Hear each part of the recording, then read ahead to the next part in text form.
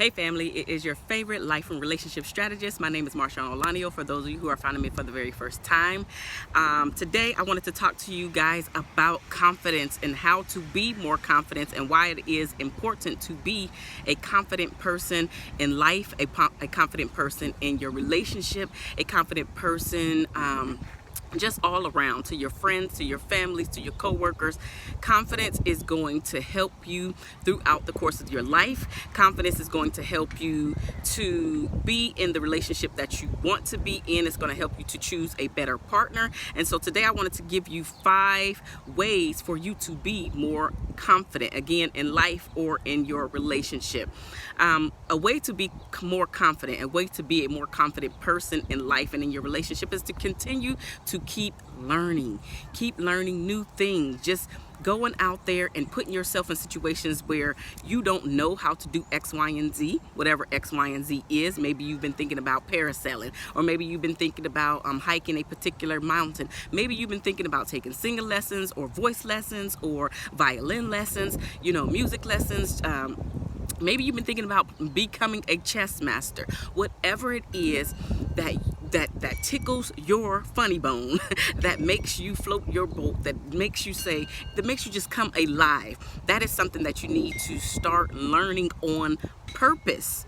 So continue to learn new things. This is absolutely going to help to build your confidence, because it's going to be something that you can teach to other people, something that they wouldn't think that you know about, number one. But then number two, anytime you talk about something and you're very passionate about it, you become a very sexy person, depending on the atmosphere that you're in, but you become a very sexy person. The person can actually see that you are very confident in this, that you are very passionate about this topic, and it's just something that draws people into you and to the topic itself, especially if they were not, into learning said new thing. And if you are in a relationship and if you're bringing confidence into your relationship, this can absolutely help you and your partner become a more connected pair, because maybe this is something that they've been thinking about doing or teetering with, but it's not necessarily their passion. It is still something that you can teach and help them learn as well. So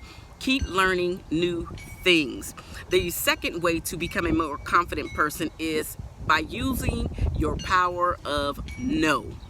See, a lot of people are out here, they are people pleasers, and when you are a people pleaser, you tend to do things that you wouldn't normally want to do, all for the sake of keeping everybody around you happy. A lot of times when you do that, though, you find yourself not being as happy as you want to be or as you need to be. So using the power of no is a very big thing, and you can practice this. You can practice this.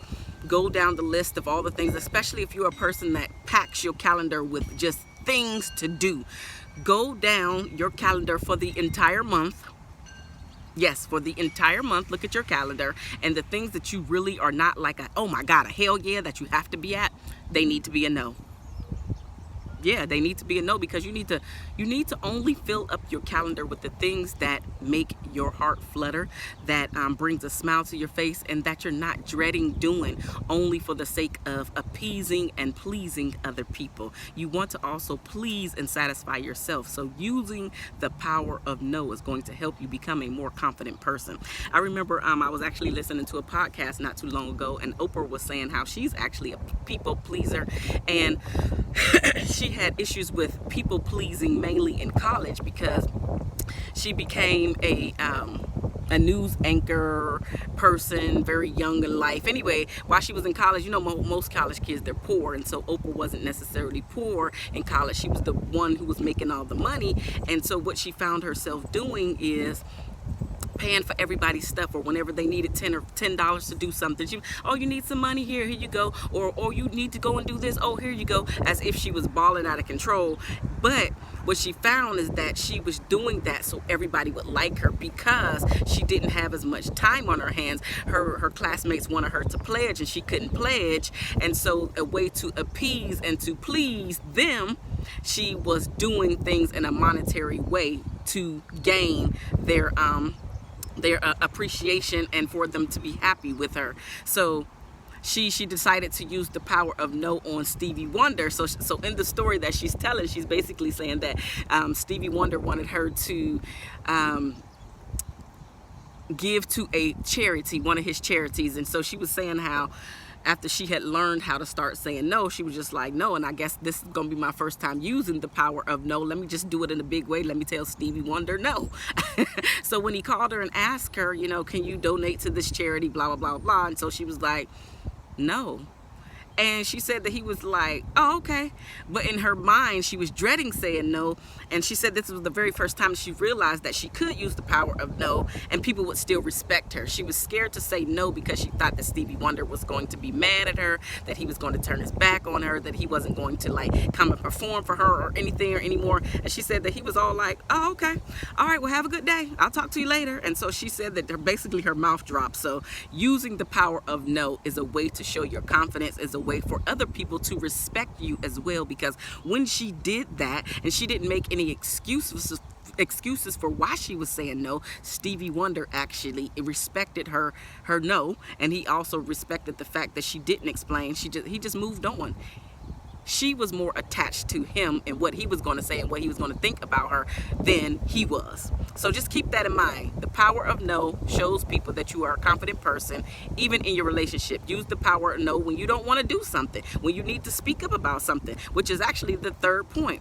When you need to speak up about something or ask a question or question why they're doing something, or when you feel like something is not right in your spirit, speak up. This is going to help you in your sense of being a more confident person in your relationship. This is not going to be something that you always want to do, but when something is not going right, when your spouse is treating you a certain type of way, when your partner is treating you a certain type of way, you need to speak up and say something about said thing that you do not like. Of course, in a respectful manner, but at the same time, you still need to speak up and say what you need to say so you feel at peace, so you feel comfortable, and so later on you're not thinking of the shoulda, woulda, coulda, and all the things that you could have said, but you did not say for whatever reason. And most of the time we don't speak up. Most of the time we don't use the power of no is because we're not confident, obviously, but it's because we are fearful of what the other person is going to say. We're fearful of what the other person is going to think about us.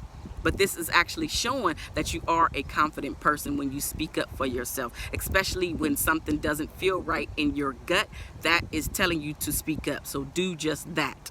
Speak up, because otherwise you will regret it later on if you don't speak up. Okay, so that's number 3, speak up. The next thing is to continue to learn different things, especially when you're scared to do them. This is going to put you in a state of, so your body is here, and your body and your mind, actually your mind is here to protect you. So anytime you're thinking about doing something fearful or something that's scary to you, your mind is telling you don't do that, because your mind is here to protect you. It's trying to protect you. So anytime you try to think about doing something that's scary to you, your mind is actually putting you in that state of fight or flight mode. And usually it's that flight mode that your mind is telling you, because it wants to protect you. It doesn't want you to be hurt. But anytime you do something that you're scared to do, such as public speaking, or maybe riding on that scary roller coaster, or doing something that is really just out of your comfort zone, anytime that you do that, as many times as you do get out of your comfort zone and speak, or get on the roller coaster or do said thing, your mind, the next time you do it, your mind is going to say, okay, this did not kill her. And that's exactly where fight or flight came from, because back in our day, when the husband was out there hunting and everything, we had to be ready to protect ourselves or to run away to live another day. So that's where the fight or flight comes from. And that's why your body is trying to keep you safe. Now, just as a fun fact, did you actually know that public speaking is much more scarier to people than even death? Did you know that? More people are scared of public speaking than people are scared of dying.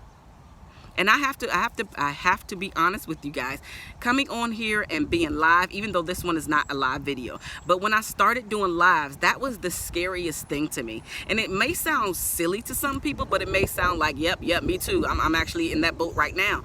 But it was a really scary thing, because there's no editing, right? There's no going back and saying, oh, I need to change this. It's all live and in person, and whatever happens. Y'all know that I don't like bugs. I'm usually doing all of this when I'm doing a live, because I don't like bugs, even though I love nature. But It's just the judgmental part of coming on here. Do I look right? Am I sounding right? Am I mumbling? Am I talking about the same stuff over and over again? Are they feeling what I'm saying? Are they actually internally taking it in? Is my message making a difference in somebody's life? And that is my whole purpose for coming on here, because I haven't said it in a while, but my sole purpose is to decrease that divorce rate by simultaneously increasing the marriage rate. So if I can help any one of you out here to make a better choice in your life, in your relationship, then I have done my job. And if I touch one, then maybe that person can touch more people. And so this is why I'm out here and putting all of these messages out here, because they're very important. And a lot of people didn't get this information from their household, meaning when you were growing up. And so a lot of times, a lot of us had to bump our heads, and some of us are sick and tired of bumping our heads. And so I want to cut down on your learning curve so you don't have to keep bumping your head each and every time. But to get back at the subject at hand, I was very scared of doing these lives. I was actually terrified. And the funny part about it is most of the time, there's nobody around. Like, there are a few people here in the park, and a few of them have seen me, pull out my phone and all this stuff and start record. But most people don't say anything anymore, right? You're not really looked upon like, oh my gosh, she's doing something weird, she's doing something strange. So the more that I got out of my comfort zone, the more that I pressed start, the more that I press go live, then it becomes easier. And that's the whole point of this. The more you do something that you're scared of doing, the higher your confidence in doing that thing again will be. So now when I press record on live, it's still a bit scary, because I'm like, okay, am I gonna mess up, or what's gonna actually happen? But then I had to realize people don't really care about your mess up. What they care about is your message. And I have a message, so I am here to showcase it and share it with you guys, whether I mess up or not. So the more times that I come on here, guess what? The less times that I'm actually going to mess up. But I got to get through all of the mess ups. That message was for somebody. Whoever's thinking about going live and have not done it, that message was for you. You're welcome. So now the fifth thing and how to be more confident is, I said it actually, but I want to showcase it and make sure that you understand that once you start being a more confident person, you will be able to teach more people the things that you have learned, the things that come to mind, the things that help you. Now you're able to teach that information. So like I said earlier, if you want to be a chess player and now you become a chess master, and now you want to show somebody else who wants to just become a chess player, or maybe they want to become a chess master, now you become the teacher of said thing that you actually went out there and learned. That's only going to help and boost your confidence that much more. So go out there, think of things that you can do to keep you out of your comfort zone, that's going to help stretch you and get you to learn even more about yourself. If you are somebody who needs help with this, then reach out to me. I'm definitely here to help you out. If you have questions, reach out to me.